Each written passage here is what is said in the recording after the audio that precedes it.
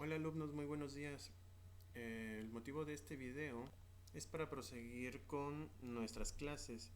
Como ya sabrán, estamos en cuarentena y la forma en que decidió la universidad de continuar con la materia es haciendo este tipo de videos, los cuales van a ser subidos a una plataforma.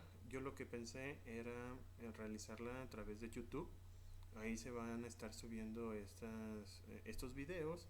Obviamente, los links de estos videos se van a estar proporcionando a través de WhatsApp en los grupos que se hicieron con el objetivo de que ustedes durante la hora que nos toca la clase, ustedes lo activen o le pongan play a este video, y si existen algunas dudas, ya sea en el WhatsApp o bien yo creo que estaría mucho más prudente en los comentarios de la página de YouTube en donde se encuentre este video. Ahí pongan sus comentarios y posteriormente se manden las capturas de pantalla a través de WhatsApp, y con esto podamos validar su asistencia y sobre todo que ustedes sigan con su formación académica. Bueno, hoy vamos a continuar con lo que corresponde a las circunstancias modificativas de la capacidad de ejercicio. En este caso, lo que es el ejercicio, vamos a ver otras dos modalidades. La incapacitación, que es cuando el juez, determina el juez que algunas personas no pueden regirse por sí mismas, ya sea por enfermedad o deficiencia persistente, sean psíquicas o sean físicas. Acuérdense que puede existir una capacidad mental, por ejemplo el Alzheimer, algunos o tienen demencia senil y ya no pueden actuar, su actuación ya no es razonada, y esto les impide gobernarse por sí mismas. En estos casos es necesario que el derecho, bueno, las leyes los protejan. ¿Y cómo lo van a hacer? A través de otras personas que tengan ciertas características eh, y puedan, dentro de la esfera jurídica de ese incapaz, puedan tomar decisiones a favor o en beneficio de esa persona incapacitada. ¿Cómo se va a realizar? Es a través de un juez. El juez va a determinar la incapacitación de la persona y va a establecer quién va a ser su tutor o quién va a ser su curador. Estos términos se van a ver más adelante. Continuando con las circunstancias modificativas, encontramos la prodigalidad. ¿Qué es la prodigalidad? ¿Alguien se acuerda? Bueno, está la Biblia. Existe un pasaje que habla del hijo pródigo. Bueno, es más o menos la idea. Esta institución jurídica limita la capacidad de obrar de las personas en cuanto a la realización de actos de administración y disposición de su patrimonio, debido a que su conducta habitual desordenada lo pone en peligro. El ejemplo clásico que se toma es aquellas personas que son adictas a las apuestas, por ejemplo. Esas personas llega un momento en donde es tal su vicio que empiezan a vender su patrimonio o incluso algunas cuestiones como acciones o algo que tengan de una empresa, empiezan a despilfarrar, por decirlo de una manera más común, empiezan a perder todo su patrimonio. Entonces, ¿qué es lo que pasa? Sus familiares lo que hacen es hablar con el juez y decirle que esas circunstancias características o peculiares van a provocar que esa persona ponga en peligro ese patrimonio, y por lo tanto va a necesitar que otra persona cumpla sus obligaciones y pueda ejercer esos derechos que tiene esta persona. No es muy común que se hagan este tipo de juicios, pero existe ese vicio y por lo tanto hay una forma de proteger a estas personas. Muy bien. Ahora pasamos a lo que es la protección de menores e incapacitados. Como ya vimos, existen modificaciones a la capacidad de las personas. Podemos verlo por enfermedad, por edad, la propia incapacidad que determina el juez o la prodigalidad. Para poder defender a estas personas existen, puede decirlo, tres figuras. La primera de ellas es la patria potestad. Desde el punto de vista jurídico, la patria potestad, regulada en el Código Civil, no es más que el conjunto de derechos que la ley confiere a los padres sobre las personas y bienes de sus hijos no emancipados. Ya vimos que aquellas personas menores de edad se pueden emancipar, es decir, obtener su propia administración de sus bienes sin necesidad de sus padres. Así también como el conjunto de deberes que también deben cumplir los progenitores respecto a sus hijos. O sea, no solamente van a estar administrando sus derechos, sino también están obligados a darles protección, a darles alimento, a darles ciertos derechos que por motivo de parentesco se les debe de dar. Como dice la doctrina, la patria potestad ha de ejercerse siempre en beneficio de los hijos, y entre los deberes de los padres se encuentra la obligación de estar con ellos, de cuidarlos, de protegerlos, alimentarlos, como ya dijimos, educarlos, procurarles una formación integral, en representarlos legalmente y administrativamente en sus bienes. ¿Se acuerdan cuando estaban en la secundaria? Cuando iban por sus calificaciones, quién era la persona que iba a esas reuniones. Efectivamente, sus padres o bien sus tutores, pero ahorita también hablamos sobre los tutores. Pero en particular eran los papás los que iban a esas juntas, les decían, lo regañaban los maestros, quizás, no sé, no todos, pero ellos eran los que iban a defender sus derechos. Así también podían velar por ustedes en cuanto a eh, cuando alguna autoridad educativa requiere de alguna autorización. Si se acuerdan, cuando iban de viaje o excursión escolar, pues quiénes eran las personas que les firmaba el permiso. Los padres, porque tenían su patria potestad.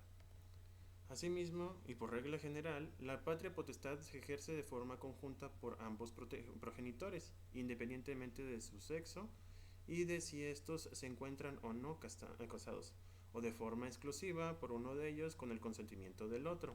Siguiendo con el curso, vamos a encontrarnos los derechos de familia. En este caso, bueno, ya lo hemos visto en la actualidad, que ya las familias no son hombre y mujer, sino que ya existen otro tipo de derechos por parte de las personas que pueden ser del mismo sexo, y ellos a su vez tienen la posibilidad de tener sus hijos y por consiguiente tendrán la patria potestad de los mismos hasta que cumplan los 18 años. Por otro lado tenemos la tutela. ¿Qué es la tutela? Es cuidar y proteger. Este tutor va a proteger los intereses del pupilo, tanto personales como patrimoniales. Es decir, la función del tutor es el de la de proteger a la persona del incapaz, procurando su bienestar, o sea, la personalidad de este incapaz, procurando su bienestar y administrar su patrimonio, siempre para beneficio del pupilo. Una característica muy importante de la tutela es que es supletoria a la patria potestad, a través de lo que se provee la representación, la protección y la asistencia de aquellos que no lo pueden hacer por sí mismos. Va a intervenir y representarlos en su actividad jurídica. En este caso, en la tutela ya no se encuentran los papás. Por alguna circunstancia, va a tener que declararse la tutela a otra persona para proteger esa esfera jurídica del incapaz o menor. ¿Cómo es que se va a dar esta tutela? Existen tres formas. La testamentaria es la que se determina por testamento, obvias razones, el término, y procede exclusivamente en los siguientes casos. La primera de ellas es preventiva. Es cuando solo uno de los progenitores continúa vivo y proviendo su muerte, designa tutor para aquellos sobre los que ejercen la patria potestad, como los menores de edad, incluyendo el hijo póstumo. Acuérdense que puede haber algunas circunstancias en las que, por ejemplo, sea la propia madre está embarazada y por cuestiones del parto pudiera fallecer. Si no se encontrara el padre, ella ya podría definir quién va a ser el tutor de ese menor. Por otro lado, puede existir cuando el testador deje bienes, ya sea por legado o por herencia, a un incapaz que no se encuentre bajo su patria potestad ni la del otro. También tenemos la tutela legítima. ¿Cuál es esta? Es aquella que a falta de nombramiento testamentario es designada por la autoridad judicial y que recae sobre miembros de la familia o de aquellos que no lo son, pero son designados por ley. Supongamos que esta persona esté incapaz, se le mueren los dos padres y no dejará testamento. ¿Cuál sería la asignación lógica? Sería hacia los abuelos o bien a los hermanos. Por último tenemos la tutela dativa, que es aquella que surge a falta de tutela testamentaria o la legítima y es la que corresponde a los menores emancipados para casos judiciales.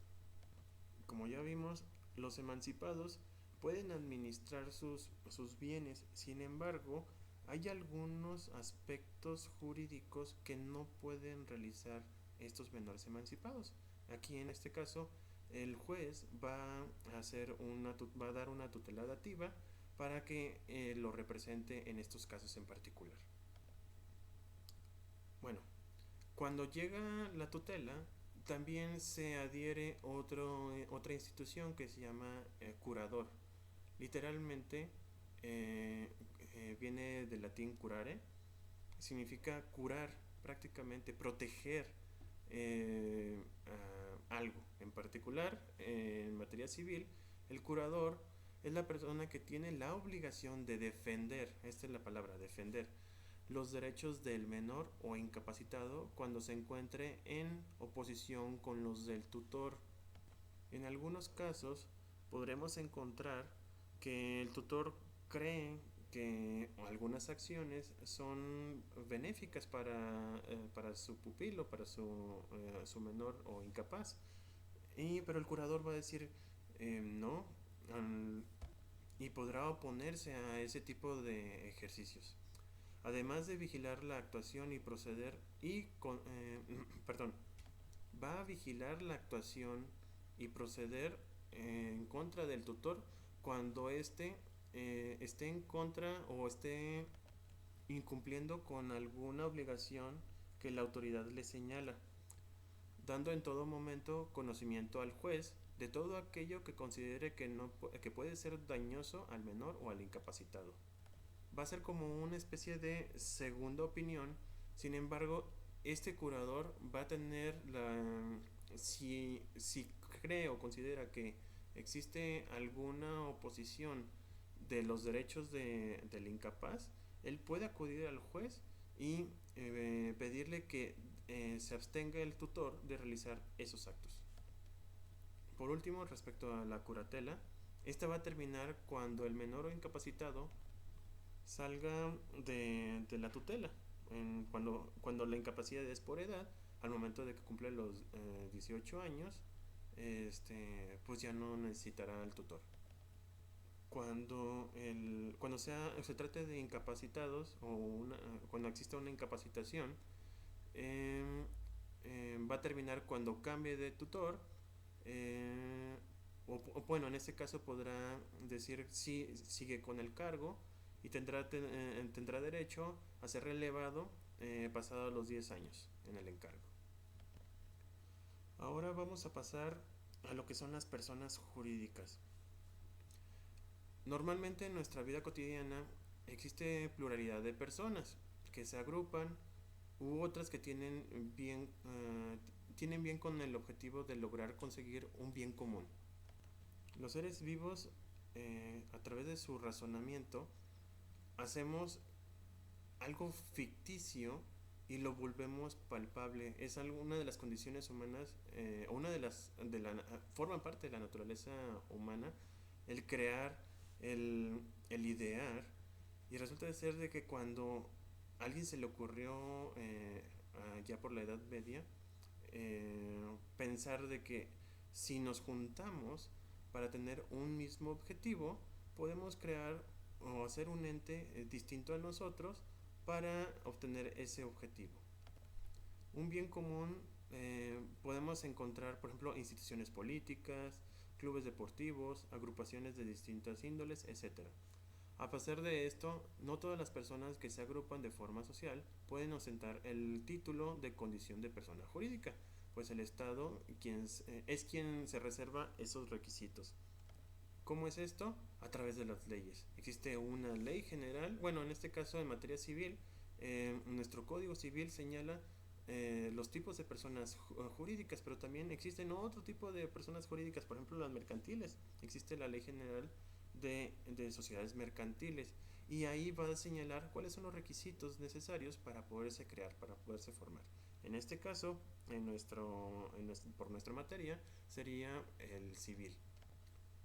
Como definición sobre personas jurídicas, son realidades sociales a las que el Estado reconoce o le atribuye individualidad propia, que es diferente a sus elementos que están sujetos al derecho y al deber, y que tienen capacidad de obrar por medio de sus órganos y representantes.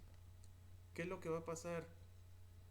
Las personas en lo individual tienen derechos y obligaciones, pero puede ser de que tengamos, por ejemplo, yo tengo la idea de crear un club y supongamos de que hay otra persona que conozco que también quiere formar ese club, en particular, digamos, de fútbol. Eh, Hay otras dos personas que tienen la misma idea. Nos queremos juntar, nos vamos a juntar o tenemos la, la inquietud de crear un club, cada uno con una aportación, ya sea en especie o en dinero, y vamos a formar, a moldear esta persona. Y una vez que cumpla con un ciertos requisitos que la propia ley señala, vamos a crear esta nueva persona que como característica tiene derechos y obligaciones que son distintos a las que yo me puedo comprometer. Lo único que va a pasar es de que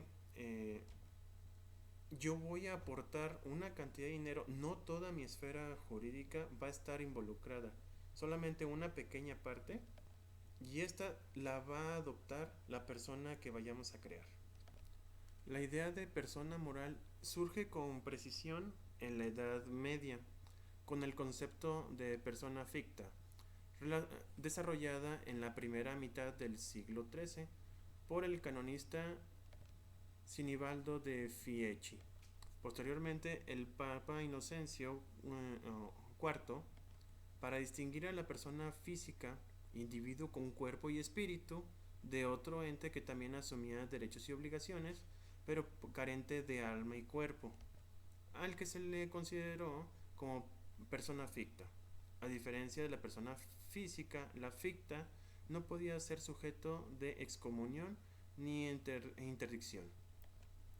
Más tarde, en el siglo XVIII, Hugo Grocio hace notar que aun cuando un hombre no puede tener sino un solo cuerpo natural, puede convertirse en cabeza de varios cuerpos morales o comunidades, como a su vez lo dijo Samuel Pufendorf, para referirse a personas morales o compuestas resultantes de la unión de varios individuos en torno a una sola idea, a una voluntad, común.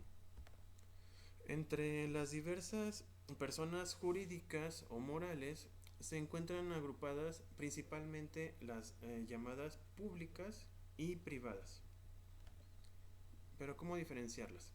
Si la persona es pública, sus actos son regulados por el derecho público, principalmente por el derecho administrativo, desde el punto de vista de la forma, del contenido y de su fuerza ejecutoria.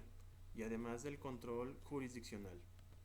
Otra consecuencia de significación es la relacionada con la posibilidad del ejercicio del poder disciplinario sobre los funcionarios y empleados de la persona pública. Como por ejemplo, nos encontraremos con la nación, los estados y los municipios. La nación y los estados y municipios los vamos a encontrar en una ley. En este caso, en México, tenemos lo que es la Constitución Política de los Estados Unidos Mexicanos, en donde se establece qué es la nación y con cuántos estados está compuesto. Y, por ejemplo, en el artículo 115 habla de cómo se van a formar los municipios, cómo van a estar integrados y qué atribuciones tienen. Aquí la diferencia con los privados es que los públicos siempre van a estar regulados o van a ser creados a través de una ley. Por otro lado, las personas jurídicas creadas como asociaciones y sociedades civiles o mercantiles, y por ende, conforme al derecho civil o mercantil, que son ramas del derecho privado, se les va a considerar como personas de derecho privado. Así de sencillo. Pues bien, para nuestra materia, en civil no vamos a encontrarnos dos personas morales. Estas van a ser las asociaciones civiles y las sociedades civiles. ¿Qué diferencia hay entre una y otra? Bueno, la primera de ellas, la asociación civil, cuando varios individuos convienen en reunirse de manera que no sea enteramente transitoria, es decir, de que sea permanente, para realizar un fin común que no esté prohibido por la ley y que no tenga carácter preponderantemente económico, constituye una asociación. Bueno, esto de prohibido en la ley, recuerden que existen algunos objetos que son lícitos o ilícitos. Dentro de nuestra constitución señala que nosotros podemos reunirnos libremente con quien queramos, siempre y cuando estas reuniones no sean armadas. Una acción civil, por ende, no puede estar con armas o estar, las consecuencias sean de su objeto sea ilícito, sino tiene que estar encaminada de forma pacífica, y sobre todo lo que nos pide para que sean asociaciones civiles es de que no sea preponderantemente económico. ¿A qué se refiere esto? Existen las reuniones civiles para de manera por ejemplo altruista.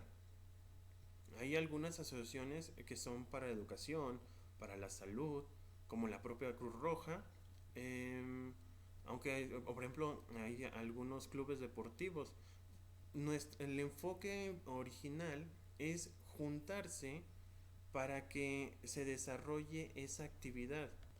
Les pondría como ejemplo también como el fútbol, los clubes, por ejemplo, del América, de las Chivas, bueno, en un principio, las Chivas, el Atlas, bueno, todos aquellos clubes que actualmente se encuentran en la Liga Mexicana, en un principio, y digo en un principio porque pues actualmente pues si lo queremos establecer como algo que no es preponderantemente económico, pues se van a burlar de mí. Pero en principio de cuentas, estos eran asociaciones civiles y su objetivo nada más era reunirse para fomentar este deporte que era el fútbol. Así también existe asociaciones para tenis, por ejemplo de rugby. Actualmente se está en México se está haciendo esta asociación que vamos económicamente no les reditúa porque pues no es visto popular, a diferencia del béisbol o del fútbol, pero se hacen este tipo de asociaciones para que se cree conciencia de este objetivo. O por ejemplo en materia de salud, la Cruz Roja pues no es nada preponderantemente económico. Su única función es salvar personas, el rescatar las personas de algún accidente, de alguna enfermedad, pero no lo podemos asociar como algo lucrativo. Ese es el principio de cuentas. Por otro lado, existe lo que es la sociedad civil. En esta, las personas se obligan mutuamente a combinar sus recursos o sus esfuerzos para la realización de un fin común de carácter preponderantemente económico. Aquí sí existe una preponderancia económica, pero la diferencia es de que esta preponderancia no constituye o no se vaya a realizar mediante una especulación económica. Digo, perdón, una especulación comercial, porque si no estaríamos hablando de una asociación mercantil. En las sociedades mercantiles ahí existe una especulación. Yo voy a estar vendiendo para que pueda obtener algún tipo de beneficio a corto plazo. En cambio, las asociaciones civiles, un ejemplo muy claro y para nosotros como abogados están las asociaciones civiles de abogados y asociados. En este tipo de sociedades se juntan dos o tres abogados, a lo mejor de diferentes materias, para poder llevar casos laborales, mercantiles, fiscales y obtener entre ellos, de manera en conjunta, algún beneficio económico, obviamente, porque pues no, de qué van a vivir. Como digo, o sea, al final de cuentas, pues ese es el motivo por el cual trabajaron o estudiaron eh, para, poder, eh, para poder subsistir. En cambio puede ser también una asociación de arquitectos o de contadores. Si se fijan, van a unirse para obtener algún tipo de aspecto económico, pero no van a estar especulando porque pues su trabajo no se puede especular, perdón, sino que van a obtener ciertos ingresos a mediano plazo o a corto plazo, pero no va a haber una especulación. Bueno, hasta aquí en la clase de este sábado. Lo que sí voy a dar instrucciones es respecto al ensayo. Bueno, ya se dividieron en tres equipos. Ya se asignaron lo que son los temas. El primero ellos es esponsales, matrimonio y concubinato. El segundo, regímenes patrimoniales del matrimonio y patrimonio familiar. Hasta parece trabalenguas. Y disolución del matrimonio. De los tres equipos, también creo que, bueno, ya les mandé la fotografía, pero no está por demás informarles que va a ser un ensayo. Este ensayo asimismo se va a exponer a través de video. Bueno, el ensayo tiene su formato y contenido. El formato lo quiero con 10 cuartillas en Arial 12, interlineado 1.5.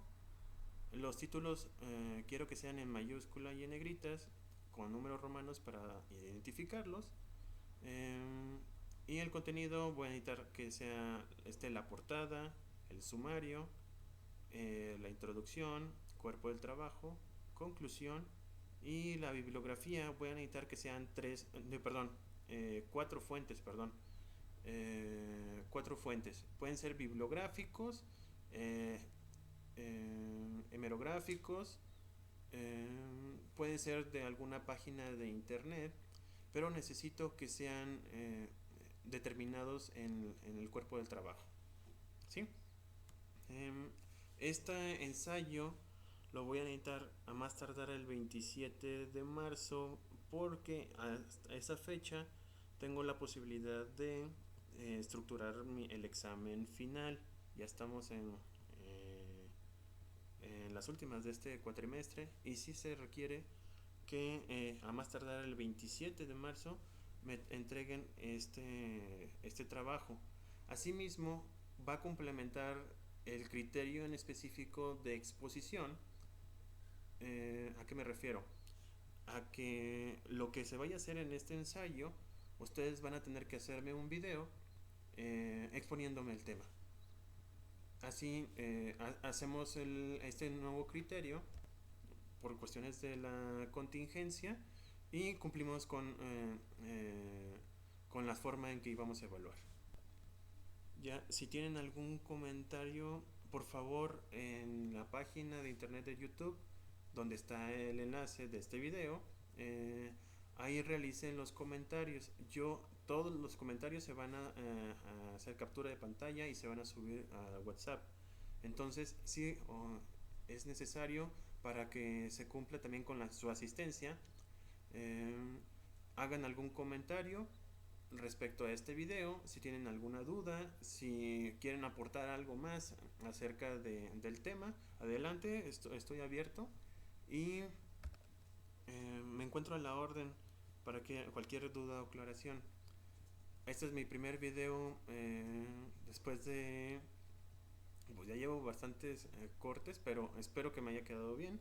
Yo creo que para la siguiente semana, ya con la experiencia, va a estar más tranquilo, más dinámico, espero.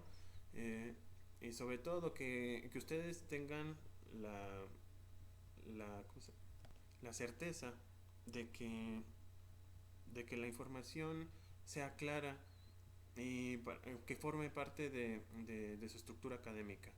Aquí, bueno, se hace este video precisamente para su protección.